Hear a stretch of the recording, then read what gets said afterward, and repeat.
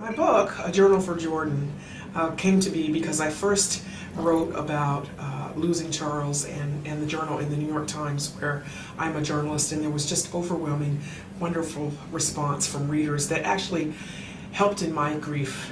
People reached out to us and they were so generous, sending cards and notes and messages to us, and I just felt surrounded by love. And there was a lot of requests for more information about this story, and so I decided to write the book. And I've written the book to my son, and entries, many of the entries from the journal are woven throughout, and it's really the story of how the journal came to be, starting with Charles and I meeting up and through his death. And I needed to do something with my grief after Charles died, something productive, because I realized that I could either sink into the grief and be angry and bitter, or I could do something productive, and writing has always been salvation for me. I love to write. Ever since I was a little girl, I have.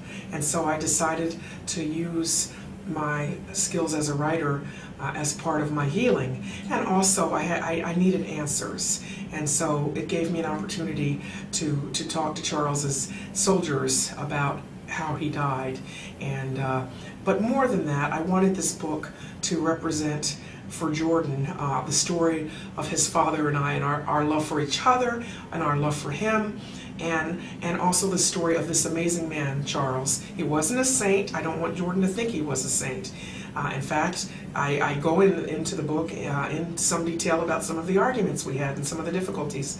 But he was the best man I've ever known, and a man who had the most character that I've ever known. And I wanted this to be a story about honor and heroism and service to your country, and about a good father who wanted to be there for his child and prepared as best he could for his own death and his absence in his son's life through this journal.